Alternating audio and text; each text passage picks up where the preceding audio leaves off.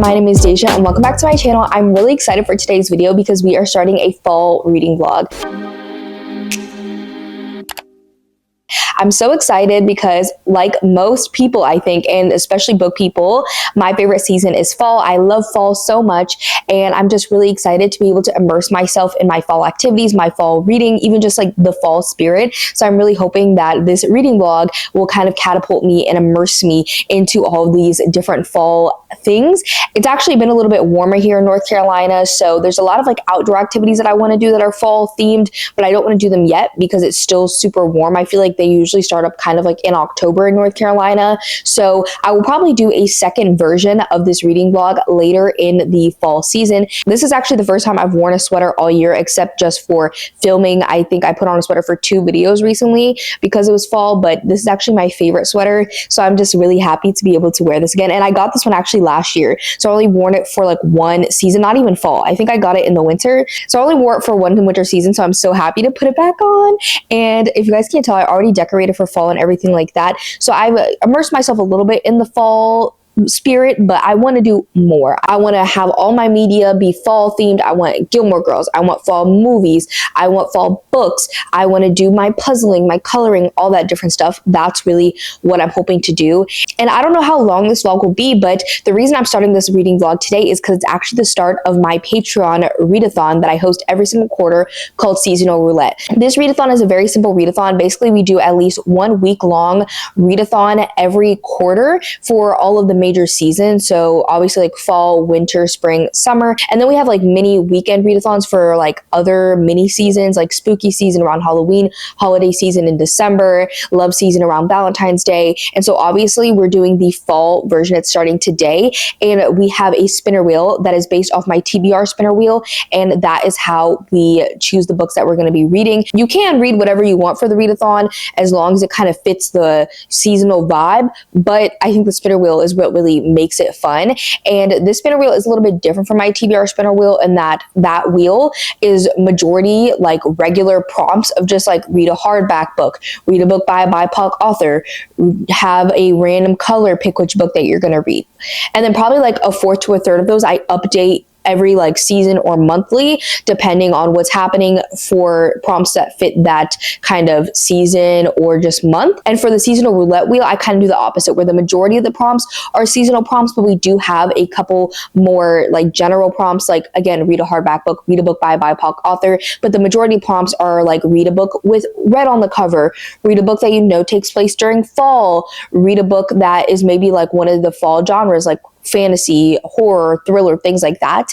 And so the majority of the prompts are those. And it's actually a little bit later in the day. I honestly woke up really late and was super drowsy for hours this morning. So I did not really even remember that today was the first day of the readathon. So I realized it a couple hours ago and I was like, dang, I need to start. Even though I actually am reading 2 more fall books is what I was classifying them. They're not officially on my fall TBR, which is huge because that is mostly books that I own. And both these books I don't own. Before we spin the wheel and get our first prompt or two, I want to head over to my TBR shelf, which houses my entire fall TBR.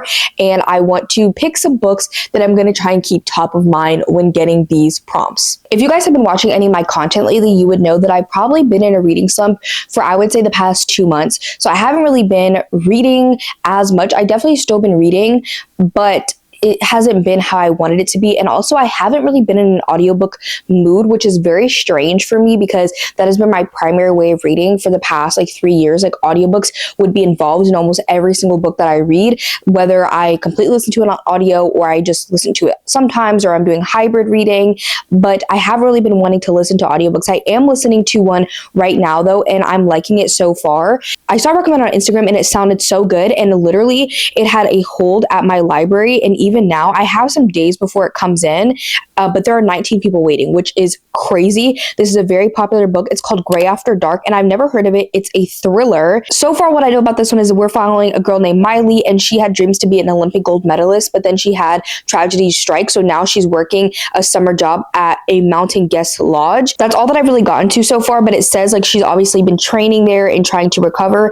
And then when she is on a run, she's abducted and then she's held captive narrative, and that's all that I really know. It sounds really good, and I'm liking it so far. It's really keeping my attention on audio. And then on my Kobo, I am reading another book I don't physically own. I don't know if y'all can see it, but it's called A Dark and Secret Magic. And this book, I saw somebody talk about it in a video, and I was like, I have to add that to my fall TBR. This one is actually on it, but I don't own it.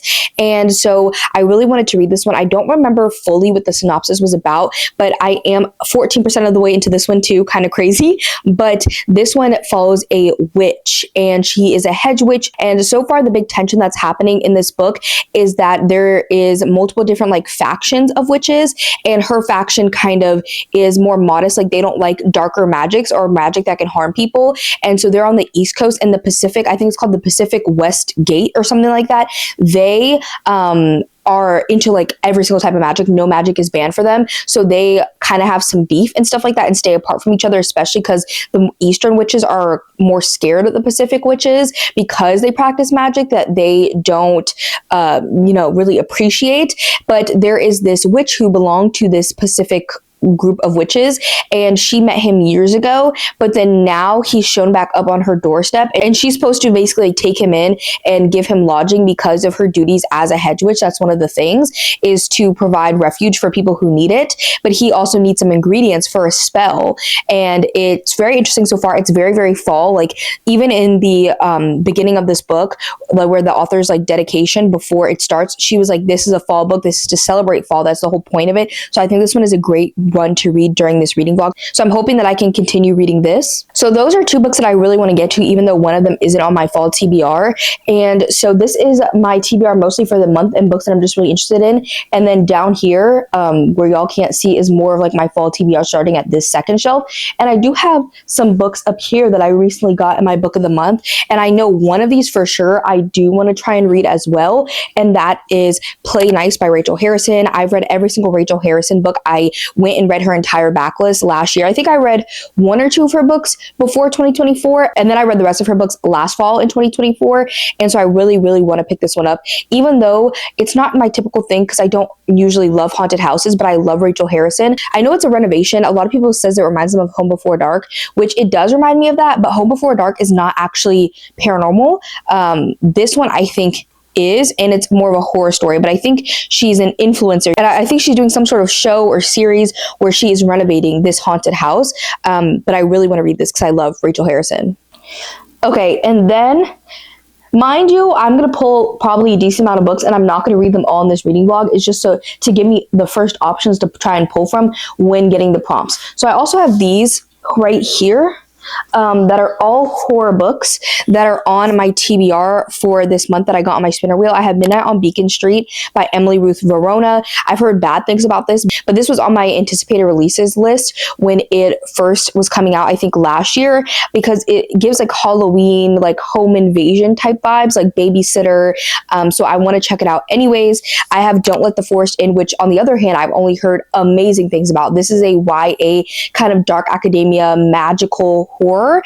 And then I also have The Only Good Indians by Stephen Graham Jones. This one is another horror that's indigenous, and I want to try out more of Stephen Graham Jones' work because he's very controversial. I feel like he's for a lot of people, but a lot of people also don't like his writing, and I've liked and disliked his work, but I haven't read that much, so I feel like I can't really say if he's an author for me or not yet. So I also have these three, and so I just want to go through and see if there's any books that are particularly jumping out at me. Now, there is Jawbone. I've been really wanting to read this one. People say it's like The Craft meets Mean Girls meets all these different things. I've been really wanting to read it, so I bought it actually recently. I think my boyfriend actually bought this one for me, but I even saw my friend Kelsey, who her channel is Kel Sweetie, or I think Life with Kel Sweetie, and then her Instagram is called Kel Sweetie, and she just did a review of this one, and it sounded so good. So I think this one is also going to be top of list. So far, we have a lot of horror, and up here is mostly all horror books. So I think I'm going to like move down a little bit so we can look at some other genres. I don't know if y'all will be able to see everything properly. Okay, let's see. Yeah, y'all can definitely see. I never really film over here because it's awkward and my bed is right in the way. But here we are. Okay, so here is the next shelf, and this one has some romance and mysteries on it. Okay, I also forgot there's some actually up here at the top that I didn't see that I may pull from. Okay, these ones were up there and I kind of just forgot to spin it that far, but I have 4 other ones. I'm so low, guys. I'm so low. Y'all can't even see me. Okay. I'm here. So the ones that were at the top, Divine Rivals, I do maybe potentially want to read a fantasy because I only really read fantasy in the fall and the winter unless it's like cozier fantasy. So this is one that I really wanted to read, but I put it off for the longest because of the St. Martin's Press boycott that ended last year and I just haven't gotten a chance to read it yet. This one is a fantasy that has to do with typewriters and gods. Then I also have Someone You Can Build a Nest In. This one I've heard is like horror, fantasy, and romance combined, and it just sounds really good every time people talk about it. Another one is The September House. I know we have a lot of horror on this list, but this one obviously is The September House. It takes place in September. Again, it's a haunted house, so I don't know if I'll love it, but I feel like if there's any time for me to read this, it has to be now. I don't really have many thrillers on here, mostly horror, except the one that I'm listening to as an audiobook. So one of them that's at the top of my list is Sharp Objects by Gillian Flynn. I know this one is about a woman who gets out of a psych hospital stay, and she is a reporter, I believe, and she's investigating the deaths of 2 girls, I think. And I've heard such good things about that one. Okay, I'm back to this. So I have some romance. I don't know if I'm going to want to read any of this. Oh, another thriller I've been really wanting to read is The Quiet Tenant. I've been really wanting to read this one, so I might pull that out. As I said, I'm not going to be able to read all of these. I feel like these ones are a little bit slower. They're mysteries, so I don't think that they'd be as good for this. I might want to choose one of these romance books. I think there's some more romance down here too, but I'm thinking maybe either Indigo Ridge or Beautiful Venom. This is a dark hockey romance.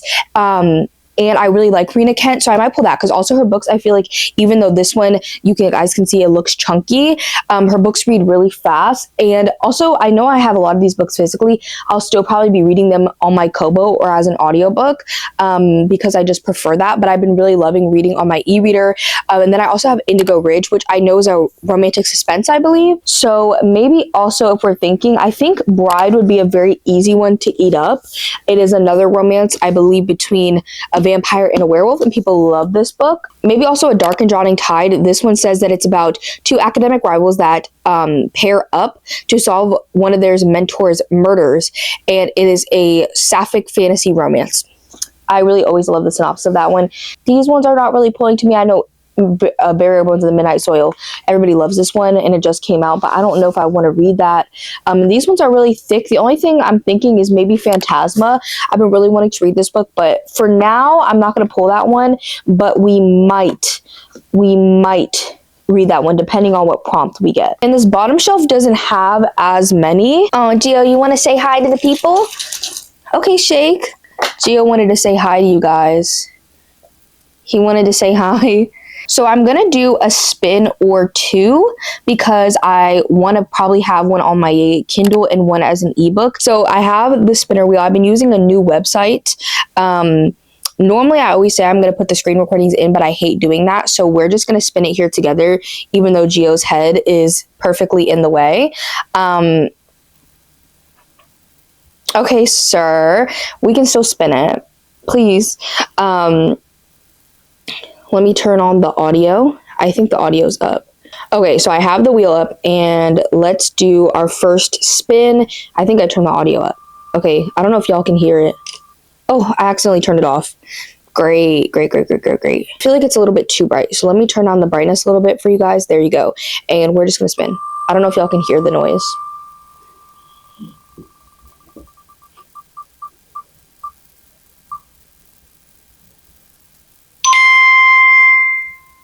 Read a fantasy book. Okay, I think for this one, I'm gonna go with the one that I'm reading because I would classify this as fantasy, a dark and secret magic, because there are witches in it. I don't know what other genres it would be classified as, so let me look it up really quick. The first genre on Goodreads is fantasy, and then romance, and then witches, Halloween, fiction, audiobook, cozy, paranormal, magic, cozy, fantasy. So I'm gonna say this one is gonna count for read a fantasy book, but as I said, I want to get an audiobook, and even if it's not the audiobook I'm listening to, I think that's fine, but I'm going to remove it from the wheel so we don't get the same prompt. So let's do our second spin to see what we can get on audio.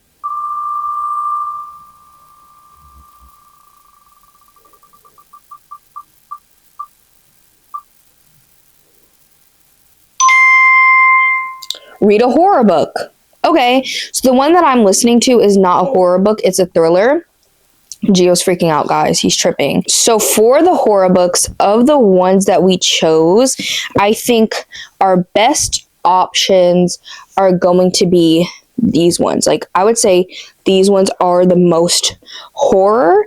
I'm going to take off this one because I know that it is horror, but it also is fantasy. These ones are all more just like direct horror. So these three in the middle are all my TBR for this month. So maybe I should go with one of those. I'm thinking maybe I could go with Midnight on Beacon Street. As I said, I haven't heard many people say good things about this one, but I'm pretty sure that it's really short because the book is short. So I think it'd be like a quick thing for me to be able to read at the beginning of the readathon to give me some momentum. Okay, so the audiobook is 7 hours, which is a little bit shorter than average. So I think, especially because this one is on my TBR for this month, I'm going to go with this one for my audiobook pick. It's on Hoopla, so I have access to it. And so this is what I'm going to be reading for now. I need to schedule my reading sprints because I want to start them in like 40-ish minutes.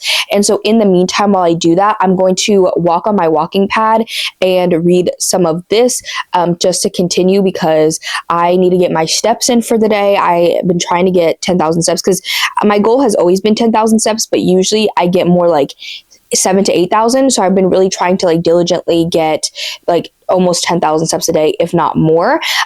So I'm going to walk on my walking pad a little bit while I read some of this, and then we're going to hop into reading sprints, and I may switch off between these two just to give me some variety.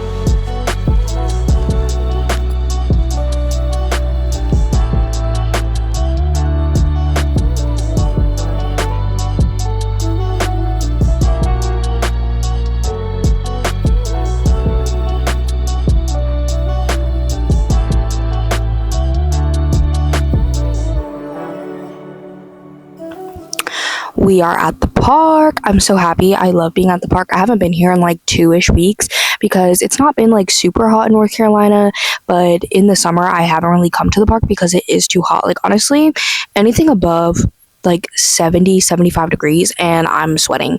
So I don't normally come to the park as much during the summer, but now it's starting to get a little bit cooler. So I just decided to come for a walk today, and I was like, you know what, I'll bring my blanket that I got. I want to start going on picnics, and I feel like for other people that might be like a summer activity. Again, it's too hot. So I feel like this fall I'm really going to be into some fall picnics. So I got a like picnic blanket that's like plasticky, for a picnic specifically. I also have a picnic basket, and I haven't gone on a picnic because I don't know what to even like pack for a picnic. Like, what do you pack for a picnic? But I just haven't had the chance. But I was like, okay, I'm going for a walk. It'll still be daylight out by the time that I finish walking. So let me bring my blanket and I could just sit out here and read for a little bit until it gets too dark and I go, back home. And I just sat down. I don't think I'm going to be out here for too long because the sun's about to set. I want to see the pretty colors, and then I'm probably going to pack up and go. But on my walk, I did get about halfway through my first book, which is Midnight on Beacon Street. I didn't really read much yesterday because I ended up starting impromptu reading sprints and then not feeling too well. So I kind of didn't do them for super long, and I did read a little bit across multiple books, but on my walk I was able to make it halfway through this one. I'm on chapter 11, and this one is fine so far. A lot of people I know don't like this one, as I said, but it's okay. So basically, it takes place in October 1993, and there's a single mother who needs to go out for her date night. She has two children. One of them is a 6-year-old boy named Ben, and the other one is a 12-year-old daughter named Myra. And obviously, they kind of fit into, I feel like, normal kid tropes in like books and movies. Like the 6-year-old boy is kind of like sweet, mama's boy type vibe, and then the 12-year-old girl, she's kind of like defiant and doesn't have the best relationship with her mother at this time. And the mom's going out for date night, so she obviously needs a babysitter. And for some time that she's been using this babysitter in her area called Amy, who is a 17-year-old girl. Amy's really good at taking care of kids. She really likes being a nanny. She takes it very seriously, or a babysitter, whatever you want to call it. But she also has an anxiety disorder. And another really important thing about Amy is that she loves movies, specifically horror movies. And that is kind of like her thing. She likes how predictable they are. She doesn't really like anything else spooky, kind of like me. Like, she doesn't want to go to a haunted house. I would never go to a haunted house. Like, I mean, I'm never saying never, as Justin Bieber would say, but like, I just don't have the desire to go to them, but I love horror movies. And then it kind of, starts out as like a normal Friday night where they're doing games, pizza, all this different stuff. But then it does say in the synopsis, this quaint suburban New Jersey house takes a terrifying turn, and it says unexpected visitors at the door, mysterious phone calls, and by midnight, little Ben is in the kitchen standing in a pool of blood with a dead body at his feet. So we do open up actually with Ben in the blood by the dead body. But so far, nothing really scary has happened because the unexpected visitors, I don't know if there's going to be more, but the guy that our main character is like dating or talking to, he shows up and brings, I think, like 2 other friends with him who are teenagers. And so they're all like there, but nothing scary has happened at all so far. And we're halfway through. We have been getting multiple perspectives and timelines in this book. So as I said, I'm on chapter 11, which is Ben's perspective. So we're getting Ben's perspective, which is the 6-year-old little boy, and then of course we get Amy's perspective, and then we're also getting some like flashbacks 10 years prior, I think, when Amy was being watched one day when she was younger, because she was obviously 7 10 years ago, and so she had a babysitter, and so we're following that as well. So far it's not anything crazy. I don't know, I feel like it's not very 90s vibes. I grew up in New Jersey, so I feel like suburban New Jersey, like, that's really nostalgic for me, and I'm not really getting those vibes. The characters are very like flat and one-dimensional, like they very much play into their stereotypes, like their typical like kind of vibe, and sometimes that can work. It can be really fun and camp, but I feel like, again, like if you really want it to be camp, like if you think of like Scream, right? Like Scream has really like stereotypical characters in certain ways, and that's very campy, but I feel like also like there's a lot of nostalgia in that franchise, and this is kind of missing that nostalgia piece for me. But the characters are a little bit one-dimensional. It's fine, it's readable, but it's not anything that like I'm dying to get back to reading, especially because I feel like nothing has really happened and it's about to crawl on y'all. But so I'm about halfway through that one, and I started that one last night. And then Dark and Secret Magic, I've only read 4% of this one, 18% in, not really much else to say on this one. And then also, I don't really have much to say else on the other book.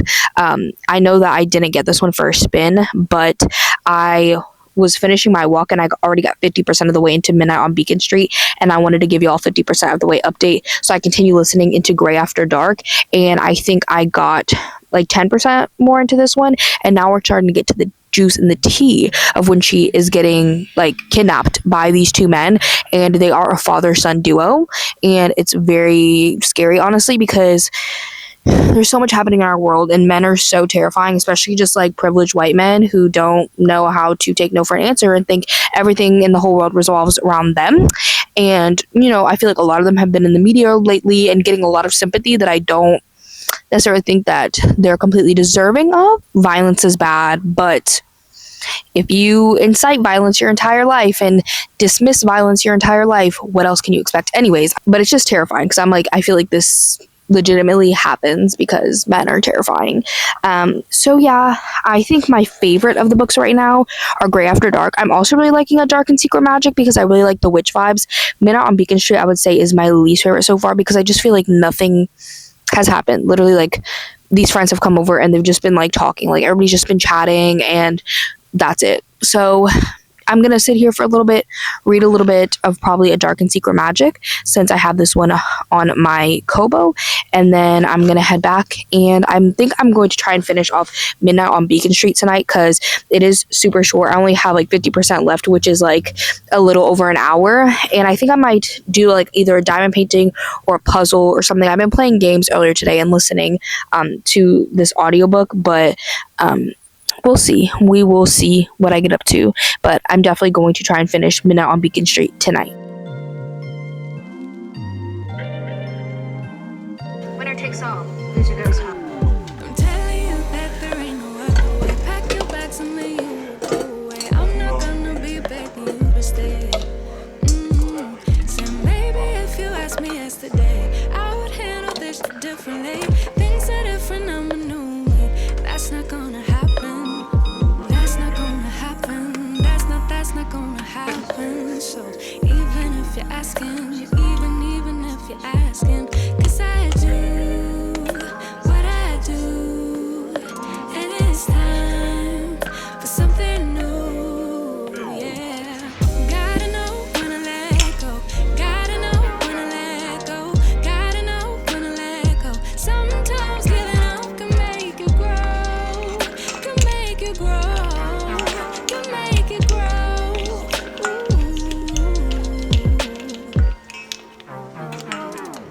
Don't wanna be stuck in a spot, telling you it ain't what I thought.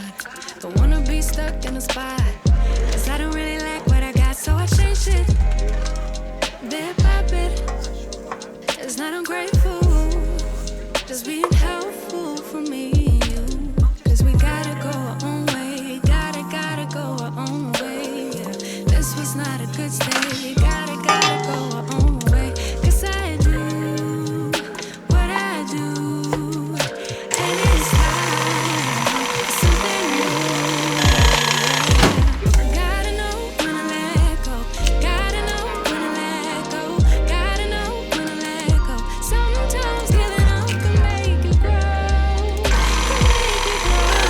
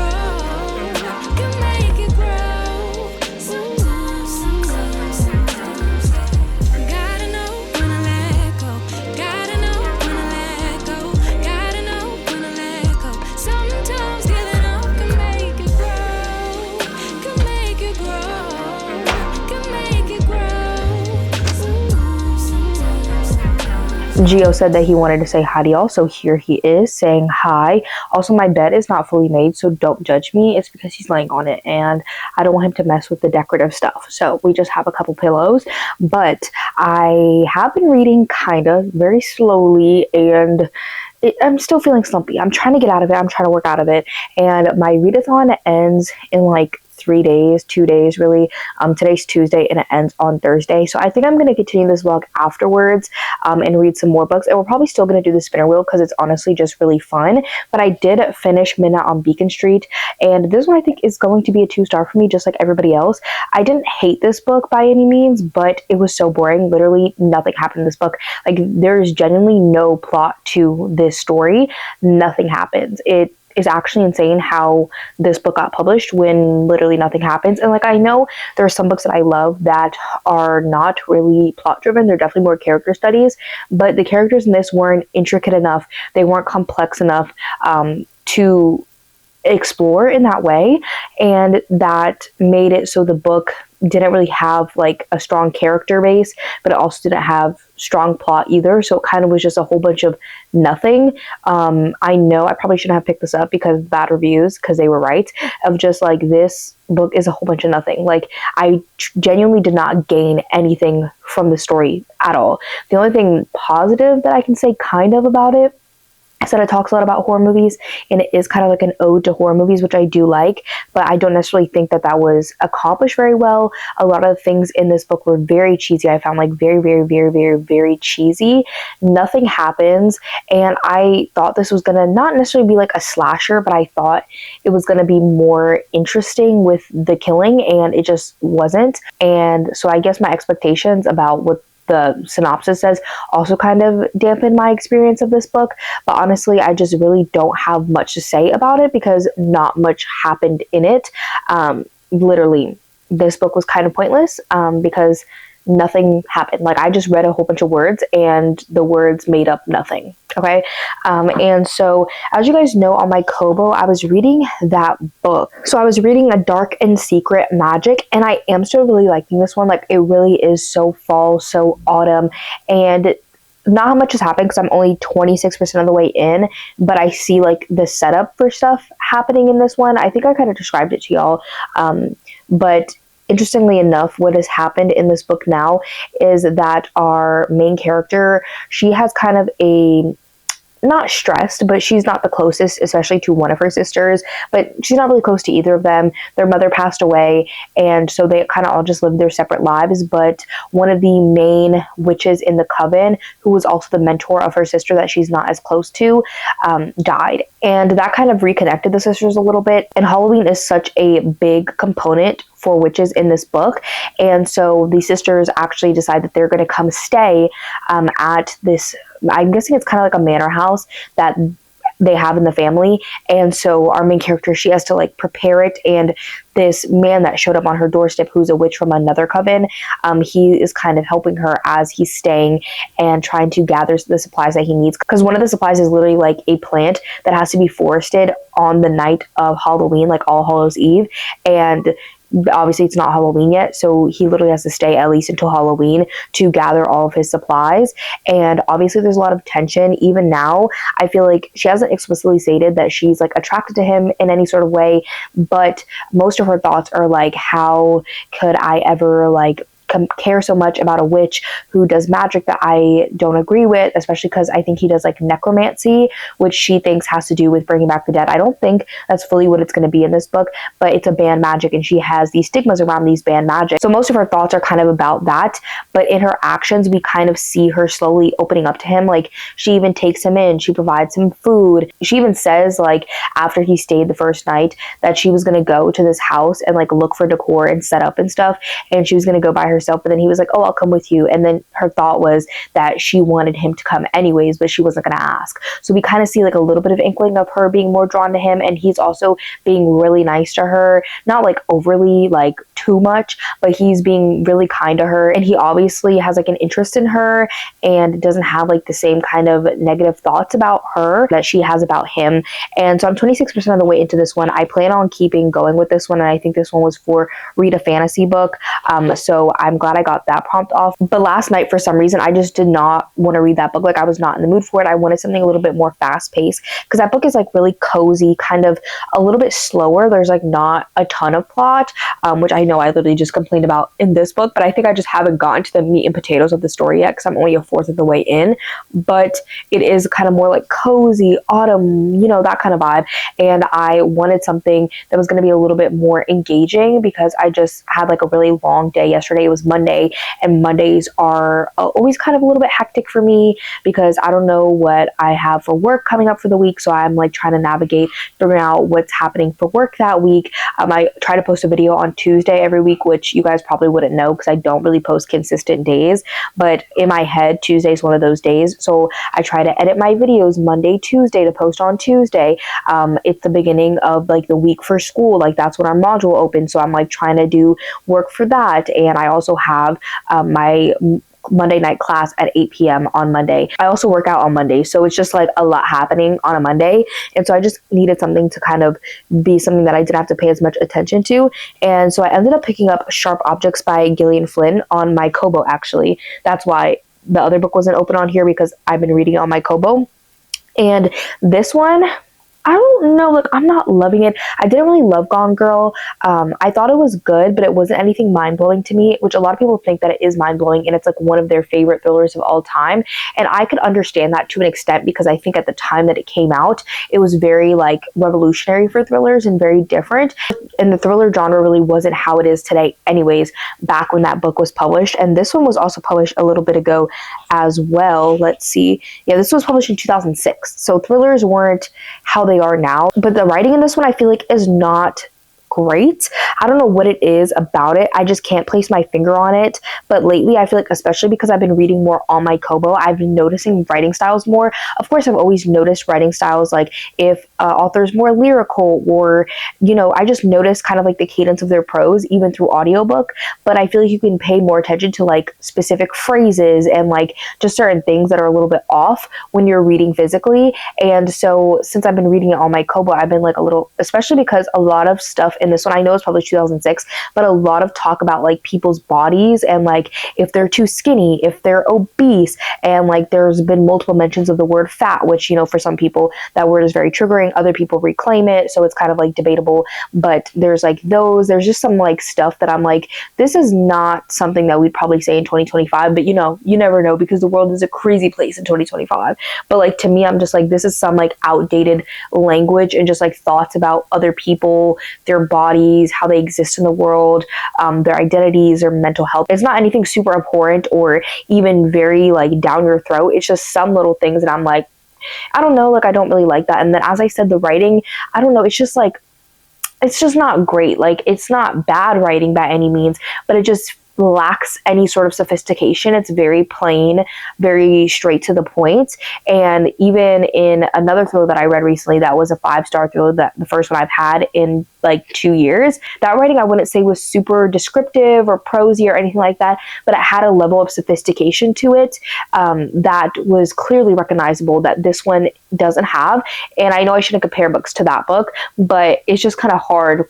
I think this is the first thriller that I'm reading after that one, so it's just hard coming off of that thriller and reading such a good one and then going to something like this. But the plot is very interesting to me. So we're following this woman named Camille. And it actually has not been mentioned so far in the book, but it's in the first line of the synopsis. It literally says, fresh from a brief stay at a psych hospital.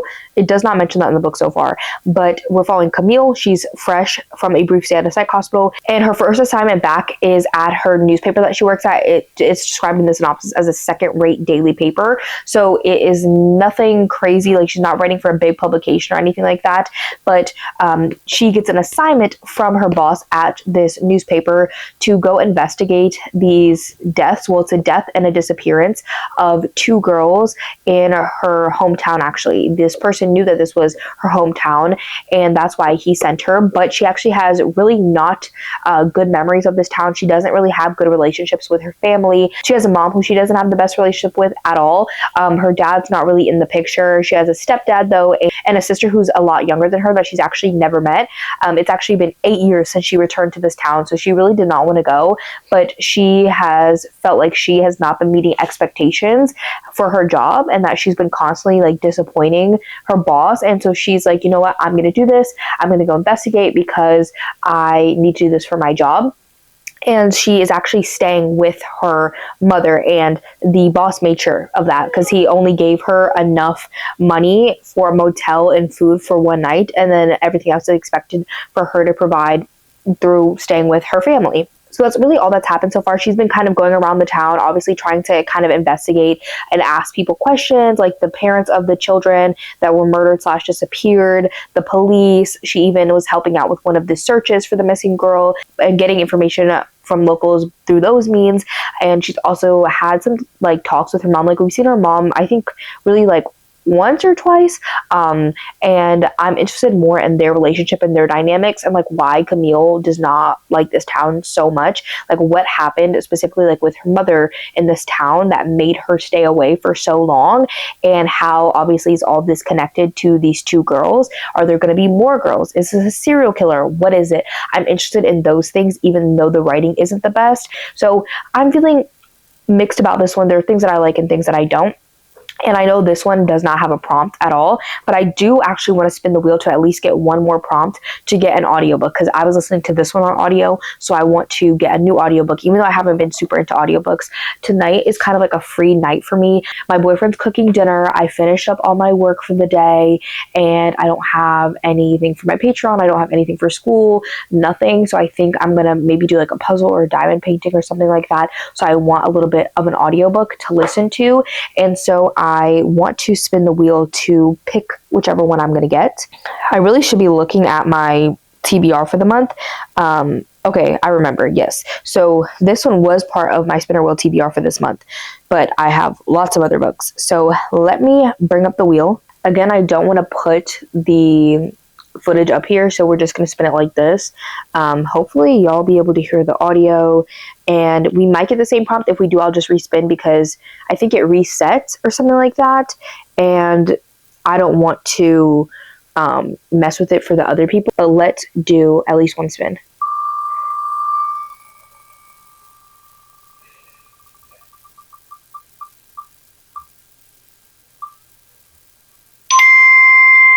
Read a book that's been on your TBR the longest. Honestly, I think Sharp Objects would fit for this perfectly because I've had this book for a long time. Y'all can see the copies low-key beat up. I think I got it at a used bookstore too, but it's been out since 2006. This one has been on my TBR, I know, for at least years. Like out of the stack that we curated together, this one has definitely been on my TBR the longest out of all that.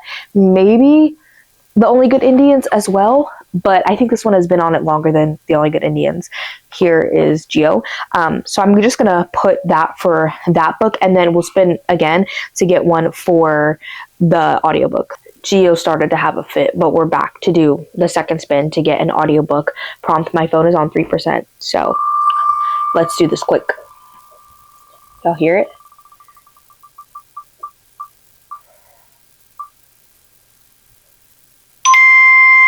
Read a book with seasonal colors, red, gold, brown, orange on the cover. Okay. That's an easy prompt to fulfill. Just seasonal colors on the cover. Let me go look at our stack and what else is on here in my TBR for the month and see what we can dig up. Okay, so of the stack that we had, I'm thinking The Quiet Tenant kind of has some brown on it. Bride also has some red on it, but I don't think it's giving, Beautiful Venom also has a little bit of red on it. And even Don't Let the Forest In has some like brown and red, I think. And none of the other books had any real colors, and a lot of them are like black or purple, weirdly enough, but obviously the September House. This is honestly one I should probably go with because I really want to read this in September, but it's not on my official TBR for the month. I do have one book on my official TBR for the month that I feel like has these colors because The Only Good Indians and Don't Let the Forest In are on my official TBR for the month. But the other one that I have is a romance, and I've been kind of itching for a romance a little bit because the last book was technically a horror or a thriller. It really wasn't any of those things. And then I have a fantasy and a thriller So I kind of want to go with something like a romance, a little bit lighter. So there's this one called If It Makes You Happy, and the audiobook is kind of long. It's literally almost 14 hours for a romance, but I feel like this one would be a nice one to like puzzle to or diamond paint to. And this one was an indie published book, but it was recently re-released, and so the audiobook for this one just came out September 2nd. It literally says in the synopsis, I'm looking at the audiobook, it says, grab your favorite fall candle, cuddle into a comfy blanket, and travel back in time to 1997 in this cozy, slow burn romance set in the autumn glow of small town Vermont. This one literally sounds like Gilmore Girls, like they're running an inn, but it's like between this woman running this inn for her mom, I believe, and a single dad. And I love a single dad trope. The synopsis does sound a little bit cringy, I'm not gonna lie, but I think this is the one I'm gonna go with, and it's on my TBR for the month. So yeah, that's what I'm going to focus on, is If It Makes You Happy for audio, and then switch back and forth between Sharp Objects and the other book. I keep forgetting the title, between that one as well. So 2 of the books that I'm reading are very autumnal, which I'm happy about.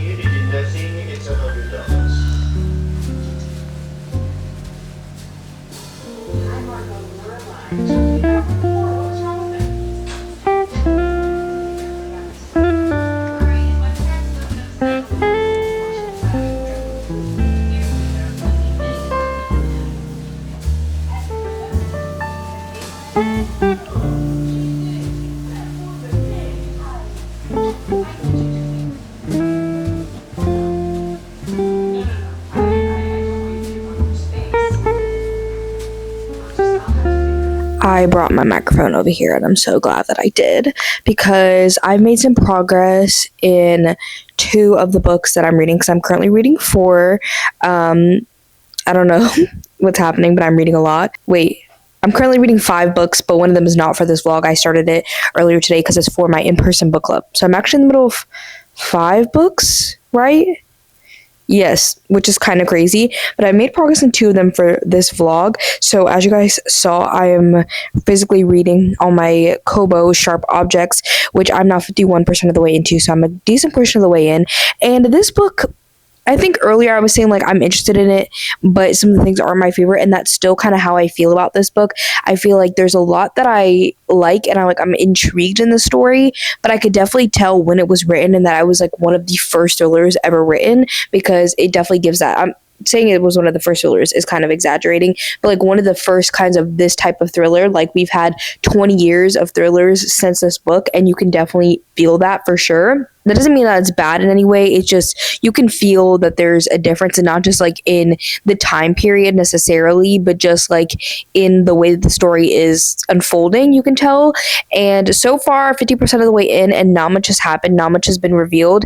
And that's kind of like what I'm not liking as much, is just because I'm 50% of the way in. By this point, I want like at least some sort of plot twist. Like this is a thriller. I want something crazy to happen. And Gone Girl does have some crazy twists in it. So I'm hoping that we also get some crazy twists in this one. A lot of people really like this book, and a lot of people like the movie. I had no idea what this book was about going in. And this one really is a lot about family dynamics, especially mother-daughter relationships, that aren't the best, which is not something that I necessarily have experience with.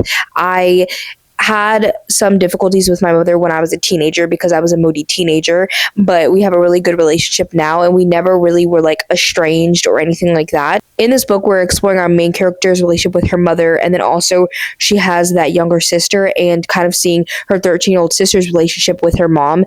And there's some other factors that are impacting both their relationships with her, and seeing how that's impacting everything is really interesting.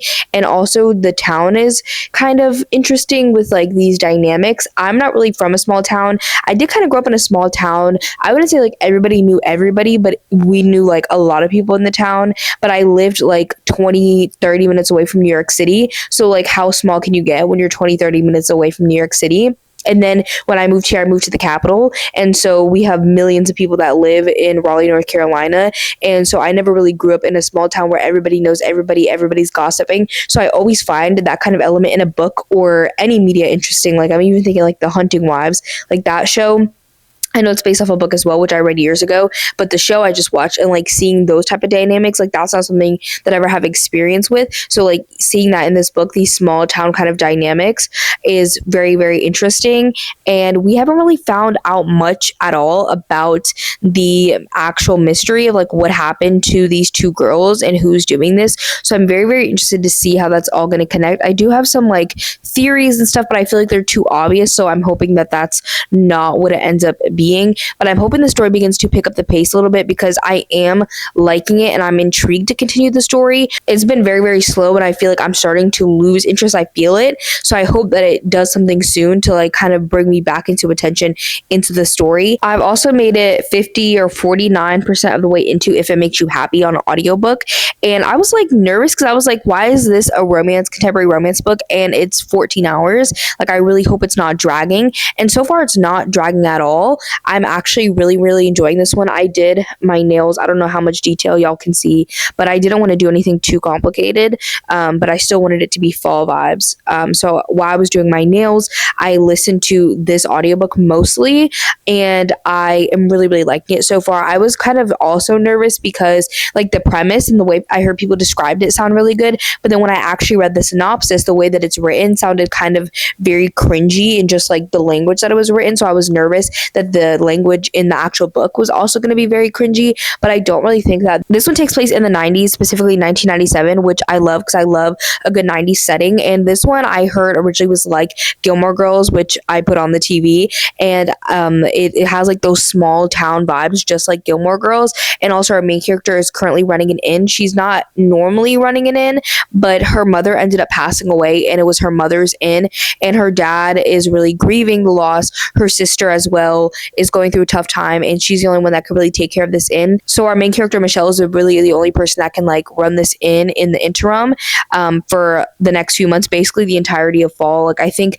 her mom passes away and she starts running the inn in like August or beginning of September, and then she's supposed to run it until December. She also recently went through a divorce because her husband cheated on her, and the divorce just kind of got finalized and she got separated. She didn't really grow up in this town, so she doesn't really know the town. So seeing her kind of get to know this town, and she's like a little bit awkward, so that's really interesting as well. But seeing her try to run this bed and breakfast is a big part of the story, and I really, really like that. But then obviously this is a romance. So there's this guy named Cliff, and he is actually a single dad in this town. He has 2 daughters, and he's also a baker and runs a bakery in the town, and he's actually the next door neighbor to the bread and breakfast. So they begin to kind of become friends. Our main character is attracted to him from the very beginning, but decides that she can't really do this relationship and that she's just going to try to be friends with him. So one of his daughters also really likes her dog, so she begins to have like relationships with his 2 daughters, and they kind of strike up this deal where he's going to give her hospitality lessons because she doesn't have any hospitality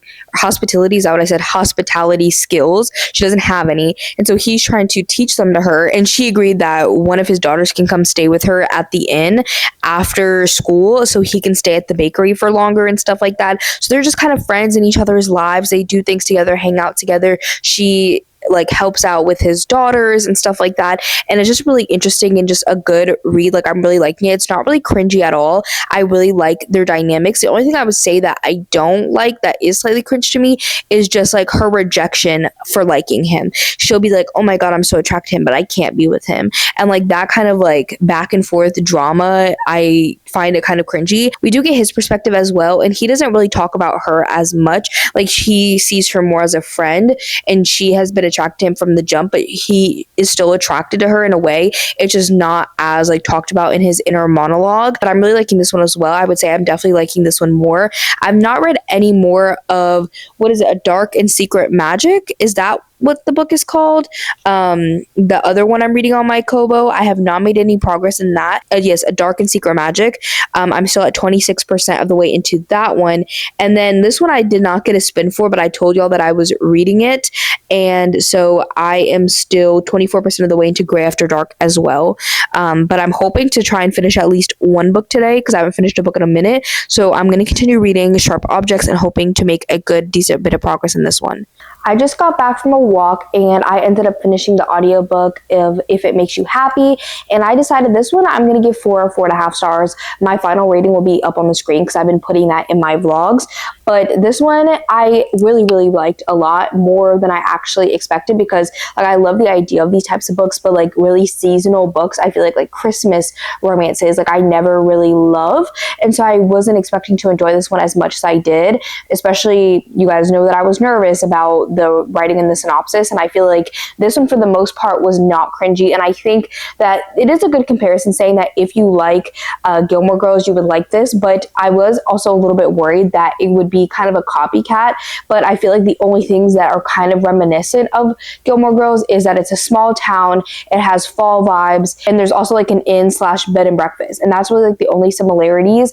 Obviously it has like a similar tone and just vibe, but like the plot details, the characters are not really similar to Gilmore Girls, which I personally really appreciate because I didn't want a copy and paste. I did enjoy the romance though. I thought the characters were good for each other. I kind of liked their dynamics of like both them having past relationships. They're a little bit older. One of them has kids. Our main character is more grumpy, and our male main character is more like sunshine, and I like that he was a baker and she ran this bread and breakfast, and we got kind of details about that. We also had a lot of family dynamics of like obviously him parenting, him having to co-parent, and her as well with her sister and her dad, and she's grieving the loss of her mom, and that all intersecting and like her becoming a part of the kids' lives, and him, you know, talking to her family and her sister, and the small town vibes. Like there was so much about this that I liked. I also really liked the side characters, like the kids, the other characters in the town. I really liked it, but I thought the cast was kept small enough that I wasn't like confused by how many characters there were or anything like that. The only thing that did like stand out, kind of bothered me, as I said, is that she was like obviously kind of not denying her attraction for him, but like being like, we have to stay friends, like I have to deny this, da da da da. And like I understand she knew she was only staying there for a limited amount of time, but that still kind of bothered me. And like of course she's not going to think, oh, I just start liking this man, he has kids, I just got divorced, I'm going to uproot my entire life for this man.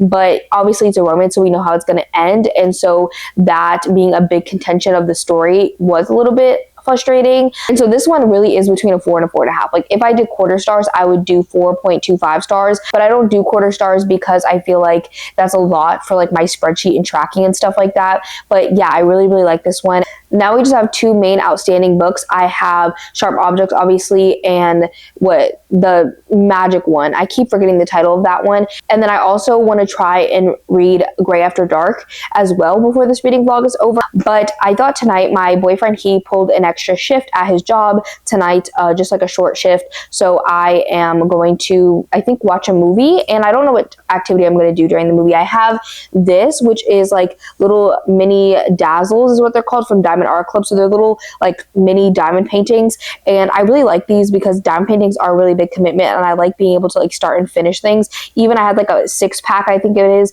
of coasters. And those literally took me like an hour each. So that's how long I would anticipate these taking, I think, unless they're a little bit bigger. But these ones are obviously autumn themed. I got them last year on sale and I've been saving them. And then also I've been wanting to crochet us some like pumpkin placemats for where we sit at the counter.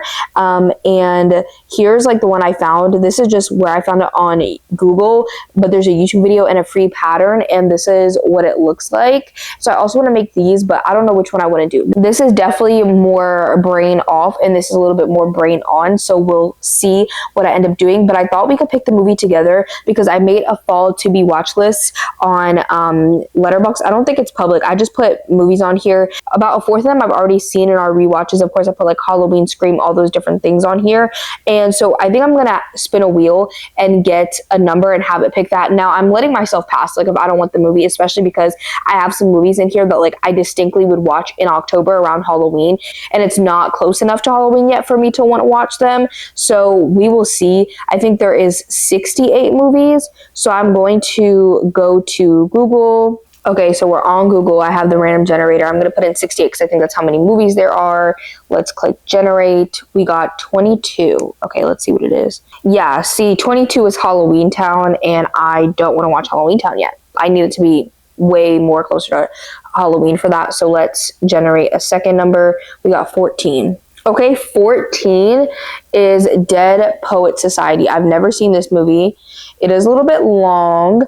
I did start this last fall and I never finished it, but I'm really excited. It has Robin Williams in it. I've heard it's very fall, like kind of secret society, English academia kind of vibe. So this is going to be a great one to watch right now. So I'm going to figure out where I can watch this, and I'm going to put it on and pick which activity I'm going to do. And we're just going to get our blankets and cuddle up for a cozy fall night.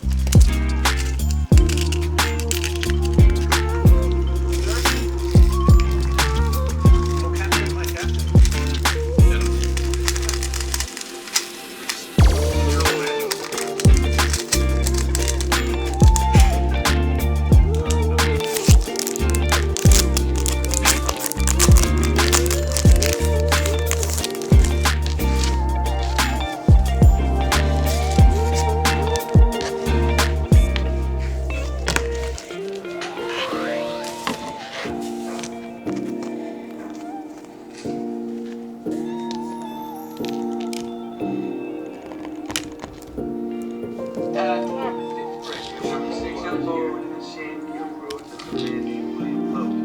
he had a wife, the plague of his life. He continually got his goat. And one day at dawn, when her night shift on, he slit her bloody throat. I want to hear worse. I want to hear a real one. No. Memorize it. Oh, yes! Dare to strike out and find new ground.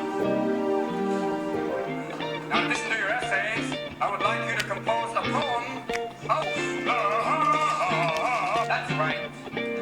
If to deliver it, bon chance, gentlemen.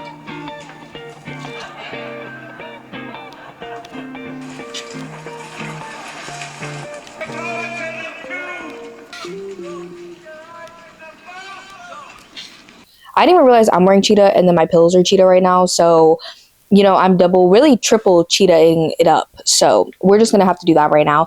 But I am ending off this reading vlog. I had so much fun reading these fall books. There is one book that I didn't finish for this vlog, and that is A Dark and Secret Magic. I'm really liking that book. I feel like it's the perfect fall witchy vibes. Like, it is such an autumnal book. If you're looking for a book that's going to give you fall, it's going to give you autumn, it's going to be the most autumnal witchy thing that you could ever read, pick that book up. From what I've read of it so far, my dog, he's literally right here. October is now here, and I want to be able to get this vlog out for y'all in October, so I need to be able to finish the video off. And I don't know how much longer that book is going to take me, but I will definitely be finishing it up in October because it is such a good book. So you guys might see it in another reading vlog, or you guys would definitely get all my thoughts in my October wrap up. But I did finish Sharp Objects by Gillian Flynn. This one I'm going to give 2.5 stars. I feel like, again, Gillian Flynn wrote thrillers that at the time probably were very unique and crazy, but for being 2025, this was nothing that unique. I did kind of like where it went in the end, but throughout most of this book, I felt like nothing happened. I was interested and I was intrigued in things because I feel like it was good at breadcrumbing, but the actual payoff of the story wasn't anything that crazy. And I feel like, again, not much happened in the story. It was an investigation in a way, but I feel like our main character wasn't even good at investigating. Like, it wasn't a good investigation, like A Good Girl's Guide to Murder or something like that. I feel like she was just kind of bumbling around trying to get information, and it was just overall a fine read. Like, I just don't think that this was anything memorable. It did keep me engaged when I was reading it, but I just don't think that this book was worth my time. Like, looking back, I'm like, dang, I really spent all this time reading this book and I could have been reading something else. So 2.5 stars from me. And then I also finished up Gray After Dark, which I'm giving 3.5 stars. I did like this one more than Sharp Objects. I did like this one more than Sharp Objects because I think the payoff was a lot better. This was definitely my type of thriller. I don't know if I really described this book to y'all. Maybe I did. But basically, it's about this woman who needs a fresh start. She is running in the middle of the woods, and two men come and kidnap her who are father and son, and they take her for their own purposes. And this one didn't really go as dark and gritty as a book with this kind of premise I thought would. I think that this is a really good thriller for people who haven't really read that many thrillers. Like, I think if you're new to thrillers, or you read mostly like Riley Sager, Ruth Ware, Frida McFadden, like those types of thrillers, I think that this would be one that you really like. But because it had such a good premise, I thought that we could really go dark and gritty, and I feel like this didn't push the envelope enough, which is why I'm giving it 3.5 stars. What we did have, I really, really liked. I enjoyed every element of the story, but it just didn't go as far as I would have personally liked. I think that, again, that makes it more marketable to masses, and it's not going to shock anybody too bad. But for me, who has read a lot of thrillers, who's read horror, who's read a lot of dark books, I look for kind of unique things in thrillers, and this was not like a twisty thriller. This was not one that is going to have a lot of twists or anything like that. It was supposed to be a little bit more jarring, and I feel like it just didn't jar me because I'm so desensitized, which is not a fault of the book. It isn't even a fault of me. It just is what it is. I think that a lot of people would still enjoy this, and I did actually really enjoy this one. I just wanted more. Like, when the book ended off, I was just like, I just want more. Like, I wanted to really sit in it, and I feel like I didn't get to do that, if that makes sense. Overall, the books that I read for this vlog were not the best. I had a few that were not my favorite, but I did really like If It Makes You Happy. I highly recommend that. Out of all the seasonal type of romances that I've ever read, like Christmas, fall, any of that. I think honestly this is one of my favorite ones, if not my absolute favorite, because I feel like a lot of these seasonal reads are meant to just be seasonal. They're not actually good at being good books, and this was actually a good book while also maintaining that seasonal element, which I really liked. I hope you guys enjoyed this vlog. It was so much fun getting into like the fall seasonal mood, and I can't wait to continue to do that throughout the rest of the year, honestly, just getting in that cozy vibe. And if you guys are still watching, leave the pie emoji down below to let me know that you made it to the end, and I will see you on the next one. Bye, everybody. I'm writing rhymes in the kitchen, soaking the moments we live in. Yeah, you got the nerve to be on me, taking your life that I had you. If you got my number, don't add me, 'cause baby, I'm on hiatus. I'm on hiatus.